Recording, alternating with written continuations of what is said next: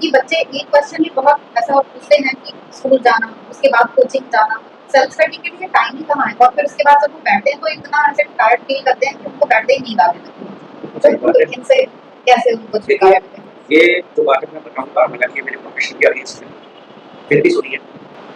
Hello बच्चों, welcome to Jyoti Sharma physics.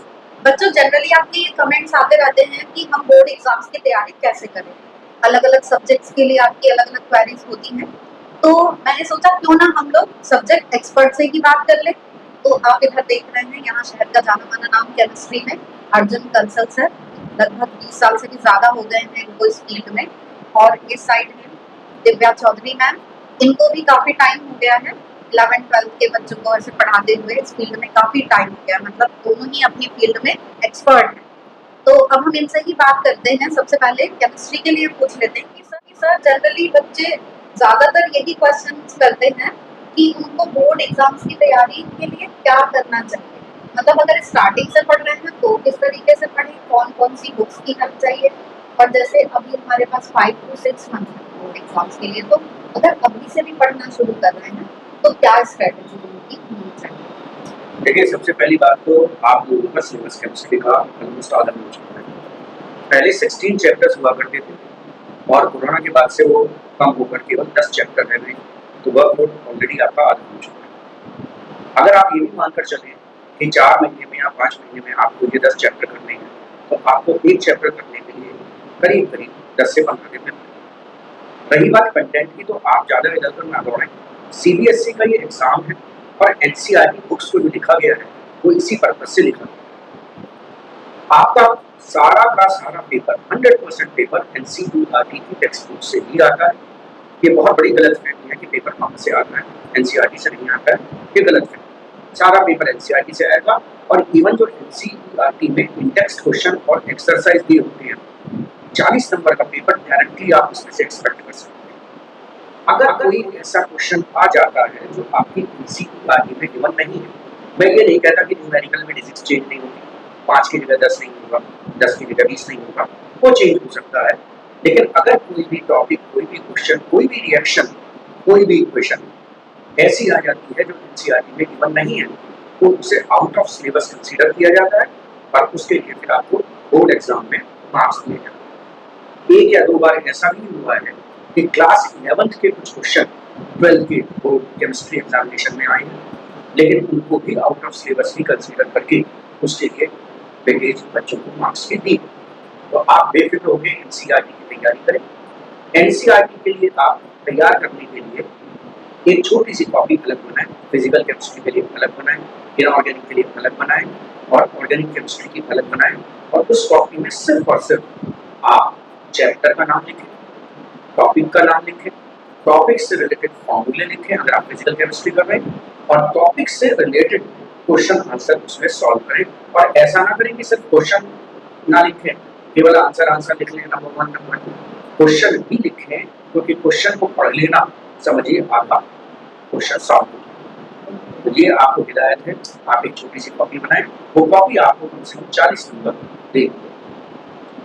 ये तो बात रही कि हम किस तरीके से पढ़ाई करें, मींस आपके अकॉर्डिंग एनसीईआरटी की बुक सफिशिएंट है, एग्जाम उसी में से ही आता है। 100% कोई क्वेश्चन बैंक कुछ आपको सजेस्ट करना चाहिए? क्वेश्चन बैंक का ऐसा है कि अगर आप एनसीईआरटी के सारे क्वेश्चंस पढ़ लें और उसके बाद अगर आप कोई सैंपल पेपर यूज करना चाहे, मैं रिफ्रेशर के लिए नहीं कहूँगा आपसे, क्योंकि रिफ्रेशर इतनी ज़्यादा हो जाती है कि आपको हैंडल नहीं कर पाएंगे।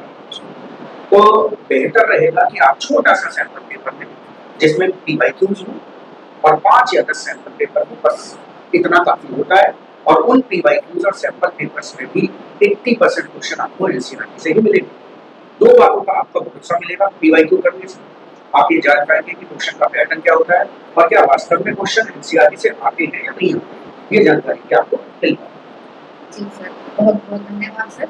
हम आपके पास अभी लौटेंगे। अब हम जरा बायो की तरफ बढ़ जाते हैं। मैम, आपका क्या कहना है इसी बारे में कि कौन सी बुक से पढ़ना चाहिए, किस तरीके से पढ़ना चाहिए कि बोर्ड में अच्छे मार्क्स बच्चे ला सके। जैसे बायो में काफी बच्चों को ये डाउट रहते हैं कि भाई ये बहुत उनको लर्न करना पड़ता है, मतलब एक तरीके से ना रटना पड़ता है। तो क्या उसके लिए कोई तरीका ऐसा होता है कि हम इन चीजों को आसान बना पाए? सबसे पहले तो मैं ये कहूँगी कि बायोलॉजी साइकोलॉजिकली बच्चे ये सोचते हैं कि बायोलॉजी में रटना ज़्यादा पड़ता है, जबकि मेरा सजेशन ये है कि बायोलॉजी एक लिविंग सिस्टम के चारों तरफ घूमती हुई ऐसी साइंस है जिसमें आप अपने अराउंड रहने वाले लिविंग सिस्टम को समझ सकते हैं, अपने लिविंग सिस्टम को समझ सकते हैं। तो उसके लिए आपको सबसे पहले रटना छोड़ना पड़ेगा, और जो भी टर्मिनोलॉजी है, हर टर्मिनोलॉजी के पीछे एक मीनिंग है, उसको अच्छे से समझिए, कॉन्सेप्ट क्लियर कीजिए। रटने की बजाय अगर आप कॉन्सेप्ट क्लियर करेंगे तो आपको वो लॉन्ग टर्म के लिए याद मीन्स जैसे वर्ड्स लर्न करने हैं आपको तो उनको समझना पड़ेगा कि ये वर्ड का ये नाम क्यों है। मैं अगर आपको एक एग्जांपल दूं, जैसे बायोलॉजी में कई सारी टेक्निक्स आती हैं, टर्म्स आती हैं। फॉर एग्जांपल अगर मैं आपको बात करूं तो एक टेक्निक आती है वो भी मॉडर्न टेक्निक है साइंस की, जिसे हम बोलते हैं पीसीआर, पॉलीमरेज चेन रिएक्शन।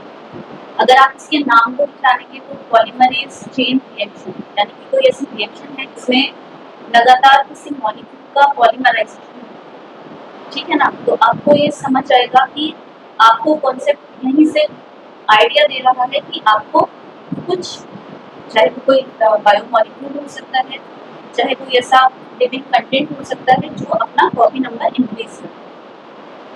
तो मेरा मानना ये है कि सबसे पहले आप अपने टर्म्स के, टर्मिनोलॉजीज के कॉन्सेप्ट को समझें कि वो कहना क्या चाह रहा है, तो वहीं से आपको ये क्लियर हो जाएगा कि आप आगे जाकर उसमें क्या करें। आपके अकॉर्डिंग भी एनसीईआरटी की बुक्स फिर कितना सफिशिएंट है? एनसीईआरटी अपने आप में सफिशिएंट बुक है। इसके अलावा जैसे कि बायोलॉजी में टर्मिनोलॉजी ज़्यादा होती हैं, थोड़ा कॉम्प्लेक्स टर्मिनोलॉजी भी हो सकती है, मैकेनिज्म बेस्ड प्रोसेस हो सकती हैं, तो इजी यही रहता है कि सबसे पहले आप टर्म बाय टर्म अपने सेल्फ नोट्स बनाते चलो। दूसरा, उन टर्म्स को लॉन्ग टाइम याद रखने के लिए आप छोटे छोटे डायग्राम से उनको कंसेप्चुलाइज करो, प्लस वीडियोस। अगर आप वीडियोस से उनको एक फ्लो चार्ट के बेस में या एक डायग्राम के बेस में अपने नोट्स में ऐड करेंगे तो वो आपके एनसीईआरटी के नोट्स को एड ऑन नोट्स की तरह काम करेंगे और आपके नोट टाइप में होंगे। थैंक यू मैम, बहुत अच्छे तरीके से आपने बताया। मैं वापस सर से ये पूछना चाहती हूँ कि बच्चे एक क्वेश्चन ही बहुत ऐसा पूछते हैं कि स्कूल जाना, उसके बाद कोचिंग जाना, सेल्फ स्टडी के लिए टाइम ही कहाँ है, और फिर उसके बाद जब वो बैठते हैं तो इतना ऐसे टायर्ड फील करते हैं कि उनको बैठते ही नींद आने लगती है। सही बात है। तो इनसे कैसे उनको देखिए, छुटकारा मिले? ये जो बातें मैं बताऊंगा, हालांकि ये मेरे प्रोफेशन के अगेंस्ट है, फिर भी सुनिए। आप लोग सुबह 7 बजे तक स्कूल पहुंचते हैं, 2 बजे तक स्कूल में रहते हैं, 3 बजे तक घर पहुंचते हैं, 3 से 6 या 7 आप ट्यूशन पढ़ते हैं, उतनी देर में बैटरी खत्म। सेल्फ स्टडी आप कभी नहीं करें। 3 घंटे ट्यूशन में लगाने की जगह अगर आप 1 घंटे एक सब्जेक्ट को घर में बैठ कर देंगे और जो आपके स्कूल टीचर्स ने पढ़ाया है आप उसको रिवाइज करें, सेल्फ स्टडी करें और अपने नोट्स प्रिपेयर करें, हमारे नहीं, अपने नोट्स प्रिपेयर करें और फिर नेक्स्ट डे जाकर अपने टीचर से उसके बारे में पूछें, तो आप इन ट्यूशन से ज़्यादा पा सकते हैं। तो सेल्फ स्टडी करना सीखिए, आप कामयाब रहेंगे। आपके पास बहुत सारी किताबें हैं, बहुत सारे सोर्सेज हैं, वीडियो लेक्चर्स हैं, और सबसे पहले अपने क्लासरूम में बैठकर स्कूल में टीचर की बात को सुनना सीखिए। ये बताइए सर कि रात को देर तक पढ़ना ज्यादा सही है या सुबह जल्दी उठ के? ये भी बड़ा डाउट रहता है कि पेरेंट्स बोलते हैं कि सुबह जल्दी उठो और बच्चे चाहते हैं कि वो रात को देर तक पढ़ें। देखिए, ये तो डिपेंड करता है कि हमारी बायोलॉजिकल क्लॉक क्या है।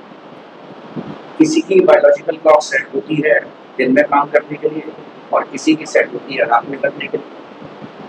तो मैं रात को 8 बजे के बाद खुद नहीं पढ़ सकता, सुबह मैं 3 बजे से पढ़ लेता हूँ।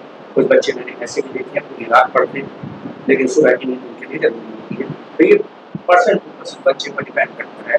उसके लिए माँ बाप को या टीचर्स को फोर्स नहीं करना चाहिए इस समय पढ़ने। और ऐसा भी नहीं है कि आपको 6 या 7 घंटे की स्टडीज चाहिए। आप एक घंटा हर एक सब्जेक्ट को दीजिए, पीसीएम या पीसीबी को, और थोड़ा समय अपना म्यूजिक इंग्लिश दीजिए, क्योंकि वो भी आपको सपोर्ट करते हैं जब आपका एडमिशन आपकी क्लास 12 की परसेंटेज के बेसिस पर। तो ऐसा कोई हार्ड एंड फास्ट रूल नहीं है कि कब आपको पढ़ना चाहिए कब नहीं। और सबसे जरूरी बात, जब मन करे तब पढ़ना चाहिए, पर वो मन करना चाहिए। ये भी है, डिस्ट्रैक्शन बहुत होता है। तो मैम आप ये बताइए कि जैसे जैसे एग्जाम्स पास आते हैं ऐसा लगता है कि जैसे बच्चों का डिस्ट्रैक्शन और बढ़ता जा रहा है, आजकल जैसे फ़ोन इज़ीली अवेलेबल है, सभी के पास होता है, तो ये बहुत ज़्यादा डिस्ट्रैक्ट भी करता है। तो आप पहले तो ये बताइए कि इसके लिए क्या कर सकते हैं कि फ़ोन हमारे लिए बेनिफिशियल रहे? मैं मीन्स ये बैलेंस कैसे बनाएँ कि फ़ोन से हम बेनिफिट्स ही ले पाएँ? ऐसा ना हो कि बस फ़ोन में हमने कुछ भी देखना शुरू किया और पता ही नहीं चल रहा है कि 1 घंटा हो गया, 2 घंटे हो गया, बस वो चले जा रहा है कि बस थोड़ी देर, अब हम पढ़ने बैठेंगे। तो ये कैसे सॉल्व करें? मैम जैसे कि मैंने कहा कि अगर आपको कोई टर्म में डाउट है, कोई डेफिनेशन क्लियर करनी है, तो उसको आपको वीडियो से और ज़्यादा अच्छा क्लियर कर सकते हैं। तो आप अपनी नोटबुक में उन छोटे-छोटे टर्म्स को पॉइंट आउट करते चले जाइए, ताकि आप बार-बार फ़ोन पे डिपेंड ना हो, आपका डिस्ट्रैक्शन ना बढ़े और उसके लिए आप एक अपना टाइम डिसाइड कीजिए कि मैं 7 से 8 अगर मेरे को फ़ोन यूज़ करना है तो उसमें से मैं इतना टाइम अपने व्हाट्सएप भी हो सकता है, अपने फ्रेंड्स से भी डिस्कशन हो सकता है अपने टीचर से भी डिस्कशन करना हो।